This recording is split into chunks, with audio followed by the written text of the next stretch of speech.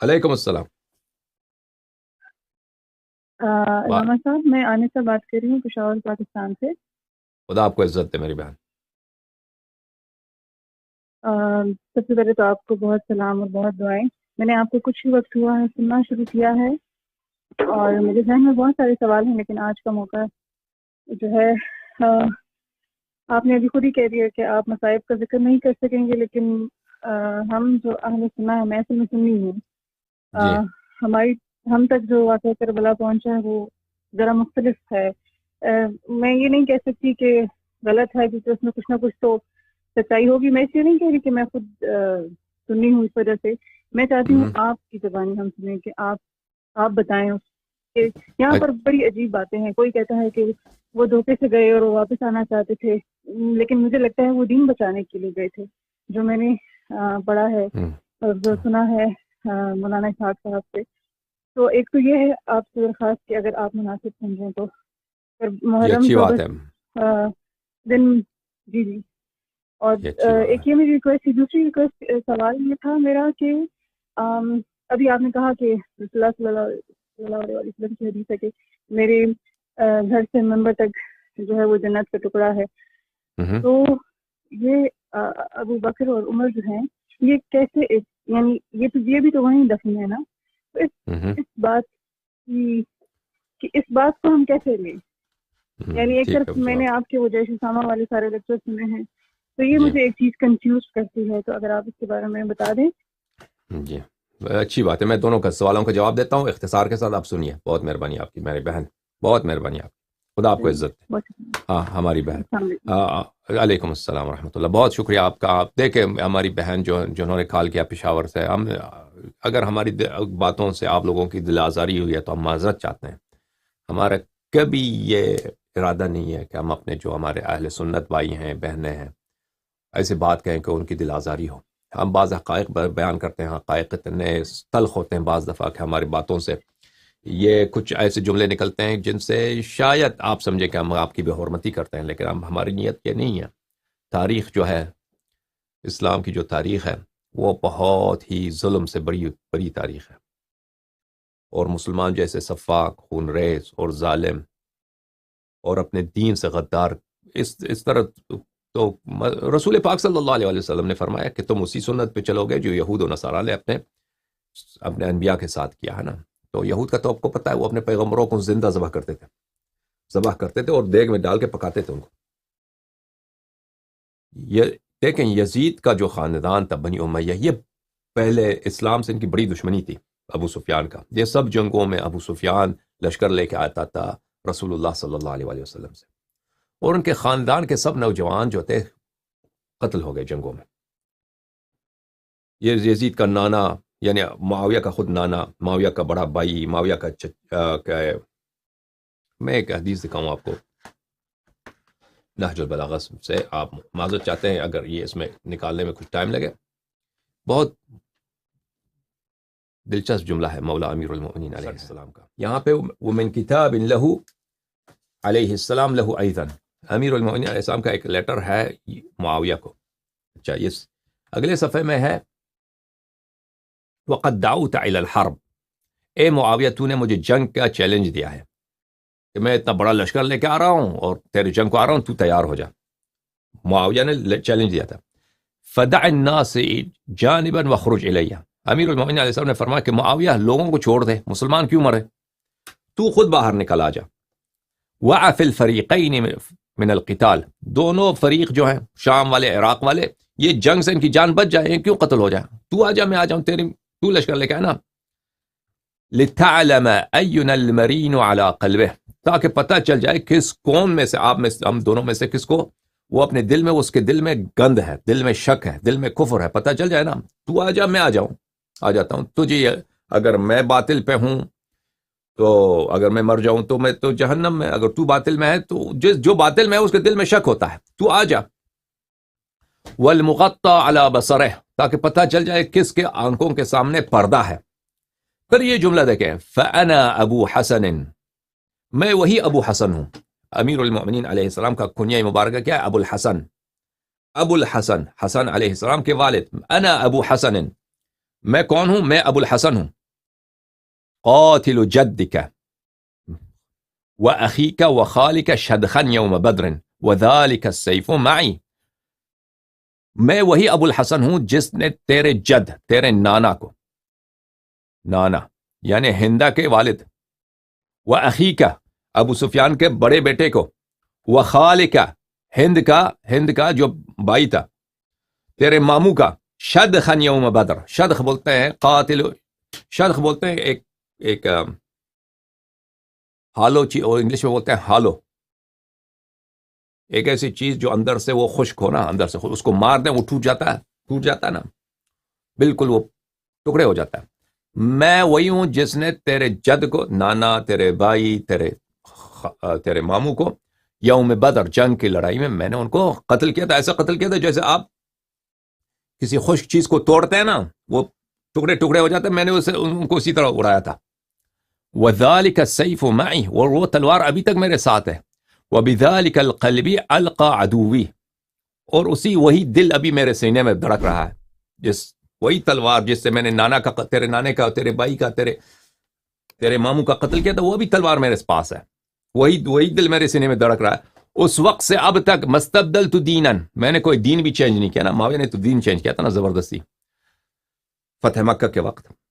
وَلَسْتَ أَحْدَثْتُ نَبِيًّا، اور کسی اور نئے نبی کا میں قائل بھی نہیں ہوا.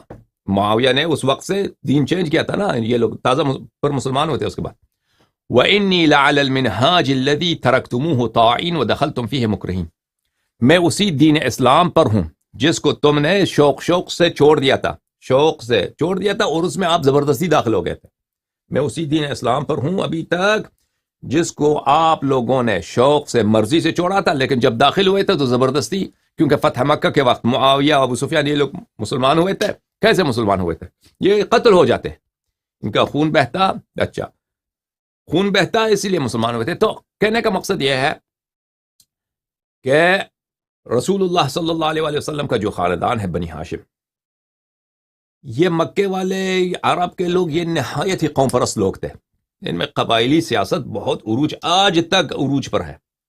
ابھی تک آپ عراق میں جائیں، سعودی عرب میں جائیں، جو قبائل ہیں اور قبائلی جو پالیٹکس ہیں، اور ایک قبیلہ دوسرے قبیلے کے خلاف مثلا اگر کوئی بات ہو جائے، دشمنی ہو جائے، تو ان کے مشائخ، ان کے بزرگ آتے ہیں، آپس میں صلح کراتے ہیں. یہ آج تک جاری ہے. سمجھ میں آ رہی نا بات آپ کو؟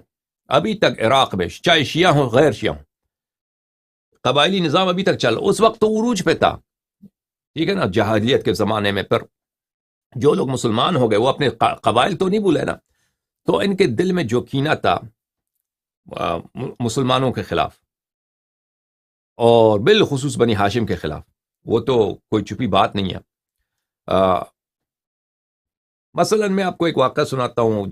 جب واقع حرہ پیش آیا، واقع حرہ پتہ ہے آپ کو نا، مسلم ابن عقبہ کو یزید نے مدینہ کی طرف بھیجتے، اور 3 دن کے لیے اس لیے مباح کر دیا مدینہ والوں کا کہ ان کے عورتوں کے ساتھ تم جو مرضی کرو، ان کے مال جتنی مرضی تم لوٹ لو، اور ان کے مردوں کو جتنی مرضی تم قتل کرو. یہ تو سب جانتے ہیں کہ الا ماشاء اللہ، یہ تو تاریخ کا ہے. سنت 63-64 ہجری کے، یعنی واقع کربلا کے 2 سال بعد یزید کے فوج مدینہ میں داخل ہو گئی، اور وہ قتل عام کیا. صحابہ، مہاجرین، انصار کا وہ قتل عام کیا، ان کے عورتوں کے ساتھ، ان کے بیٹیوں کے ساتھ ریپ کیا، زنا بالجبر کیا. الا ماشاء اللہ، ہزاروں کی تعداد میں بچے پیدا ہو گئے اسی زنا سے مدینہ منورہ میں. یہ تاریخ کا حصہ ہے. ابھی میں کبھی دکھاؤں گا انشاءاللہ تبارک و تعالی. قبائلی نظام دیکھیں، قبائل کی سیاست دیکھیں. یہ یزید نے کس لیے کیا؟ اس کو ضرورت کیا تھی اس طرح کام کرنے کی؟ یہ مدینے والوں کو شکست دیا، چلو شکست دے دیا نا، حکومت آپ کی بن گئی. اب یہ کام کرنا، یہ کیوں ایسا کیا اس نے؟ وہ اسی انتقام لینے کے لیے کہ مدینے والوں نے کیوں رسول اللہ صلی اللہ علیہ وسلم کا ساتھ دیا تھا مختلف جنگوں میں، جن جنگوں میں ابو سفیان کو شکست ہوئی ہے، اس کا انتقام لینے کے لیے. اور میں اب انشاءاللہ آگے جا کر دکھاؤں گا آپ کو کہ جب واقع حرہ میں مدینے پہ وہ تاراج ہو رہا تھا، اہل شام تاراج کر رہے تھے، اصحاب کے بیٹیوں کے ساتھ، اصحاب کے عورتوں کے ساتھ زنا کرو بھائی، آزاد. ابو سعید خدری رضی اللہ تعالیٰ عنہ صحابی رسول صلی اللہ علیہ وسلم ہیں. ان کی وفات ہے سنہ 74 کی، سنہ 74 کی، بعض روایت میں سنہ 70 سے پہلے کی ان کی وفات ہے۔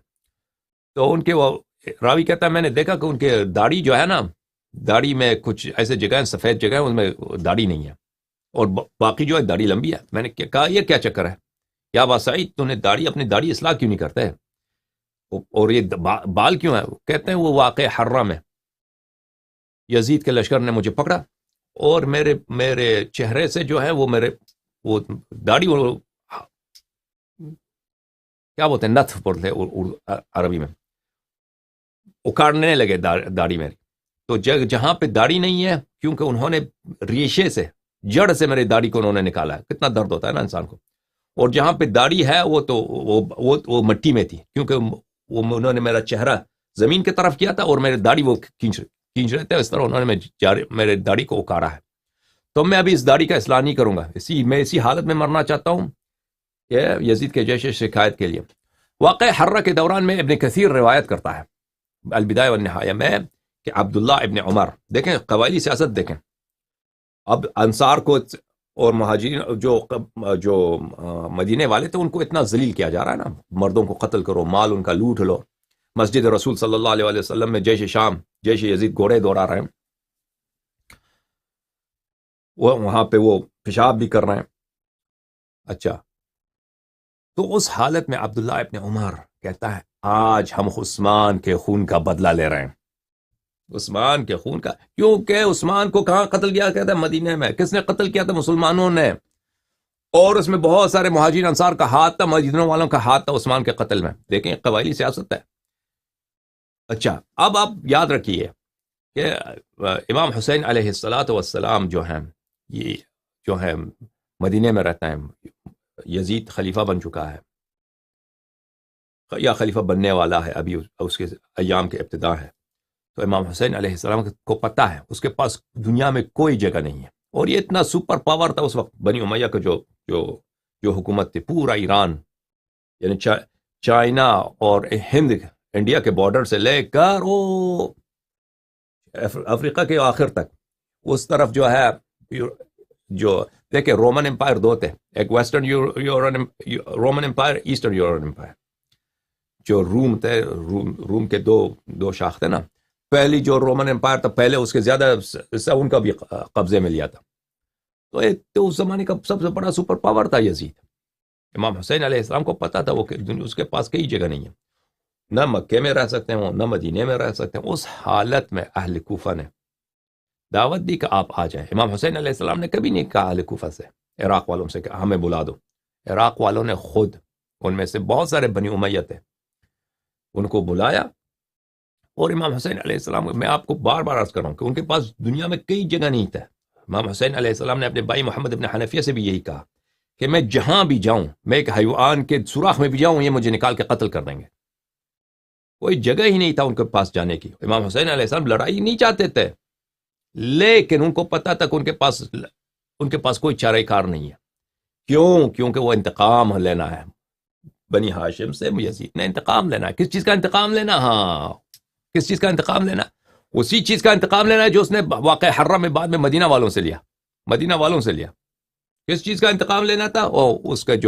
اس کے گھر کے جتنے لوگ مرے تھے رسول اللہ صلی اللہ علیہ وسلم سے جنگوں میں، وہ قبائلی سیاست میں تھا، وہ ابھی تک جاہلیت کے زمانے میں تھا، انہوں نے صرف اسلام کا لبادہ اوڑھ رکھا تھا۔ سمجھ میں آ رہی نا بات آپ کو؟ تو اس وقت کوفے والوں نے امام حسین علیہ السلام کو دعوت دی، تو امام حسین علیہ السلام کے پاس اتنے ان کے خطوط آئے کہ آپ عراق آ جائیں، ہم آپ کے ساتھ ہیں۔ تو امام حسین علیہ السلام کو پتہ بھی تھا کہ یہ لوگ وعدہ وفا نہیں کریں گے، لیکن ظاہری طور پر ایک اتمام حجت ہو چکا ہے کہ آپ کے پاس اتنے لشکر ہیں، اگر وہ نہ بھی جاتے نا، فرض کریں وہ مکے میں شہید ہو جاتے، تو لوگ سب یہی کہتے آج دنیا میں ملامت کرتے کس کو؟ امام حسین علیہ السلام کو، کہ دیکھیں ان کا جو سب سپورٹر تھے عراق میں تھے، ہزاروں کی تعداد میں ان کے پاس لشکر تھے، وہ نہیں گئے، تو ان کی اپنی غلطی ہے، مکے میں رہے، وہاں پہ مکے میں حرم کی بھی بے حرمتی ہو گئی ان کی وجہ سے، وہاں پہ خون بہا ان کا، اور وہ عراق جاتے تو ان کی اپنی حکومت بن جاتی، پھر وہ یزید کو شکست بھی دے سکتے۔ ٹھیک ہے نا؟ تو اس لیے امام حسین علیہ السلام، اصل قضیہ یہ ہے کہ ایک تنہا رسول صلی اللہ علیہ وسلم کے نواسے، ان کے فرزند، ان کے وسیع نہایت تنہائی کی حالت میں مسلمانوں نے ان کو چھوڑ دیا ہے، اور جو لوگ ان کو وعدے کا دعوت دے رہے ہیں، معاف کیجیے گا، ان کو دعوت دے رہے ہیں اور ان کو وعدے دے رہے ہیں، نصرت کے وعدے دے رہے ہیں، وہ بھی بے وفا ہیں، وہ بھی سچے نہیں ہیں۔ لیکن اگر اسی کو بھی عمل نہ کریں، بعد میں تاریخ ان کو ملامت کرے گی، حجت ان پہ تمام ہو چکا ہے، اس لیے وہ کوفے کی طرف گئے۔ اصل حقیقت یہ ہے کربلا کی داستان۔ اچھا، اب دوسرا سوال آپ نے کیا کہ ابو بکر عمر جو ہیں وہ رسول پاک صلی اللہ علیہ وسلم کے ساتھ مدفون ہیں۔ جی بالکل مدفون ہے، لیکن میں آپ کی خدمت میں عرض کروں، رسول پاک صلی اللہ علیہ وآلہ وسلم کہاں پہ مدفون ہے؟ کہاں پہ مدفون ہے؟ وہ اپنے گھر پہ مدفون ہے، اپنے گھر میں مدفون ہے۔ یہ جو رسول پاک صلی اللہ علیہ وآلہ وسلم کا گھر تھا، یہ کسی کی ملکیت نہیں تھی، یہ خود رسول پاک صلی اللہ علیہ وآلہ وسلم کی اپنی ذاتی ملکیت ہے، ذاتی ملکیت ہے۔ اب رسول پاک صلی اللہ علیہ وآلہ وسلم اور انہوں نے، یہ کبھی بھی تاریخ میں نہیں ہے کہ ازواج کے اپنے گھر تھے، خوب یاد رکھیے، کوئی نہ کہے کہ عائشہ کا گھر تھا، یہ کسی کا گھر نہیں تھا، یہ رسول پاک صلی اللہ علیہ وآلہ وسلم کا اپنا ذاتی گھر تھا۔ یہ نہیں تھا کہ عائشہ کے ابے نے اس کو گھر لے کے دیا ہے نا، یا رسول پاک صلی اللہ علیہ وآلہ وسلم نے گھر خرید کے عائشہ کو تبلیغ کر دی۔ ازواج اگر رہتے، یہ کئی تاریخ میں نہیں ہے، ان کی بیویاں رسول پاک صلی اللہ علیہ وآلہ وسلم کے مکان میں رہتے تھے، مکان ملکیت ہے رسول پاک صلی اللہ علیہ وآلہ وسلم کی، دنیا سے گئے ہیں وہ، ہم تو کہتے ہیں ان کی میراث ہے، وارث ان کا فاطمہ الزہرا سلام اللہ علیہا، یہ سب رسول حضرت زہرا سلام اللہ علیہا کی ملکیت ہے، ملکیت ہے۔ کون؟ سب جو بیوت ہے نبی صلی اللہ علیہ وآلہ وسلم کے، کیونکہ عورتوں کو ارث نہیں ملتی، عورت سے مراد ازواج کو ارث نہیں ملتی مکان سے۔ ازواج کو اگر کوئی مرد مر جاتا ہے تو اس کا جو جائیداد ہے، اس کی قیمت عورت کو دیا جاتا ہے، زوجہ کو دیا جاتا ہے، ٹھیک ہے نا؟ وہ بھی کون سا؟ 8 حصے میں سے 1 حصہ بیوی کو دیا جاتا ہے، 8 حصے میں سے 1 حصہ بیوی۔ وہ اگر مثلا مکان کی قیمت ہے 10 لاکھ، تو اس میں سے قیمت کریں گے، اس میں 8 میں سے 1 قسمت دیا، اس کی 9 بیویاں ہیں تو 9 میں سے اس کی قیمت جو ہے وارث کو دینا ہوگا، اس کو جس کو وارث کو 9 میں سے 9 کے 8 ایک 8ویں کو 9 حصہ 9 میں تقسیم کریں گے تو 1 حصہ ہر ایک زوجہ کو ملے گی۔ بہرحال ہمارے نزدیک یہ ہے کہ وہ بی بی سلام اللہ علیہا کی ملکیت ہے۔ اب بی بی سلام اللہ علیہا کی ملکیت ہے تو ابو بکر عمر جو وہاں پہ دفن ہوئے ہیں، تو وہ تو بی بی سلام اللہ علیہا کی اجازت سے وہاں پہ مدفون نہیں ہے۔ بی بی سلام اللہ علیہا دنیا سے گئی ہیں تو ان کے پاس ان کی 2 بیٹے ہیں، امام حسن امام حسین علیہ السلام، امیر المؤمنین علیہ السلام، ان کی وارث ہیں۔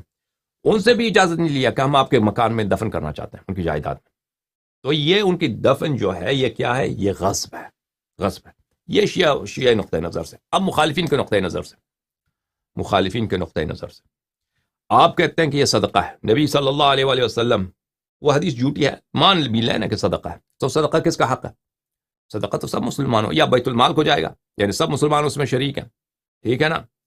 سب نبی کریم صلی اللہ علیہ وآلہ وسلم کا جو ترکہ ہے اس میں سب مسلمان شریک ہیں، یا تو یہ فقراء کا حق، کہیں کہ یہ صدقہ جو ہے فقیر فقراء کا حق، تو عزیزو وہ بھی فقراء مسلمین کا، تو نبی کریم صلی اللہ علیہ وسلم کی جو جائیداد ہے کہہ دیں کہ یہ صدقہ ہے، صدقہ کس کا ہے؟ فقیر مسکین بیچارے کا حق بنتا ہے، ٹھیک ہے نا؟ تو فقیر مسکین بیچارے کا جب حق ان کی ملکیت بنتا ہے تو ان کی ملکیت پہ آپ آ کے اپنا آپ ادھر تجاوز کریں کہ ہم اس کو قبرستان بنا رہے ہیں، یہ کبھی فقراء سے آپ نے اجازت لی ہے؟ اگر وہ اجازت دیتے ہیں کہ بھائی چلے، ہم کبھی اجازت نہیں لی، یا سب مسلمانوں سے، کیونکہ سب مسلمان بیت المال میں شریک ہیں، ان سے اجازت لیں، کسی اجازت نہیں لی بھائی، کسی سے اجازت نہیں لی ان لوگوں نے، ٹھیک ہے نا بھائی؟ کسی سے اجازت نہیں لی ان لوگوں نے۔ تو ابو بکر عمر کا جو دفن ہے رسول پاک صلی اللہ علیہ وآلہ وسلم، وہ ایک غصب، ایک چوری ہے، ایک کیا بولتے ہیں اردو زبان میں؟ غصب کو غصب بھی بولتے ہیں نا، آپ کسی ناجائز قبضہ ہے۔ شیعہ نقطۂ نظر سے ملک کس کا ہے؟ ملکیت کس کی ہے؟ زہرا سلام اللہ علیہا اور ان کے ورثہ امام حسن امام حسین علیہ السلام کی، ان سے اجازت نہیں لیا گیا۔ مخالفین کے نقطۂ نظر سے وہ کیا ہے؟ وہ صدقہ ہے، صدقہ سب مسلمانوں میں شریک ہے، مسلمانوں سے کبھی اجازت نہیں لی۔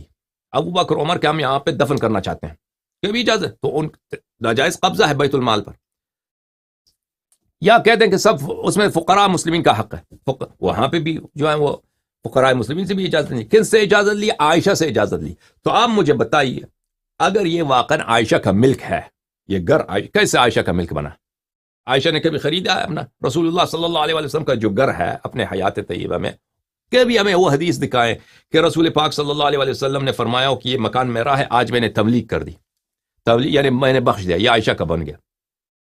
کبھی کوئی ایسی حدیث نہیں ہے. یا مثلا عائشہ کے ابے نے اس کے لیے گھر خرید کے دیا ہو کہ بھئی یہ جہیز میں ہے، تمہیں ادھر جا کے رہو، کبھی نہیں. یہ رسول پاک صلی اللہ علیہ وسلم کا اپنا گھر ہے، ذاتی جائیداد ہے. کسی شخص کے ذاتی جائیداد اس کے ورثے کو انتقال ہوتا ہے، یہ تو سب مسلمانوں قرآن کی آیت ہے. یوصیکم اللہ فی اولادکم للذکر حظ الانثیین، کہ اللہ تعالیٰ فرماتا ہے کہ یوصیکم اللہ فی اولادکم، کہ اپنے اولاد کے حق میراث کو نہ بھولنا، حق اولاد کو نہ بھولنا، کہ بیٹے کو 2 حصے ملیں گے، بیٹی کو 1 حصہ ملے گا. اگر بیٹا ہے ہی نہیں تو بیٹی کو سب حصے ملیں گے نا. تو کہنے کا مقصد یہ ہے کہ چاہے شیعہ حدیث کو لے لیں، چاہے مخالفین کے حدیث کو لے لیں، یہ غصب ہے، چوری ہے، یہ ناجائز قبضہ ہے. اب اگر میں مثلا میرا کوئی عزیز مرتا ہے تو میں آ کے اس کو آپ کے مکان پہ، آپ کے گھر میں دفن کرتا ہوں آپ کی اجازت کے بغیر، آپ کیا کہیں گے؟ آپ پولیس کو بلائیں گے نا. آپ پولیس کو فون کریں گے، اپنے رشتہ داروں کو فون کریں گے کہ یہاں پہ ایک بدماش آیا ہے، وہاں پہ جو ہے وہ دفن کر رہا ہے اپنے میت کو. ٹھیک ہے نا بھائی؟ تو یہ کوئی اچھی بات نہیں ہے کہ ابوبکر عمر وہاں پہ دفن ہے، یہ چوری. اور شیعہ حدیث میں ہے کہ ابوبکر عمر وہاں پہ نہیں ہے رسول اللہ صلی اللہ علیہ وسلم کے ساتھ. ان کو اسی وقت ملائکہ لے کے آئے تھے، اور روایت بہت صحیح روایات ہیں امام صادق علیہ السلام سے. اسی وقت ملائکہ لے کے آئے تھے، ان کو لے کے گئے تھے وادی برہوت، جہنم کے وادیوں میں لے کے گئے تھے. وہ وہاں پہ نہیں ہے ابوبکر عمر.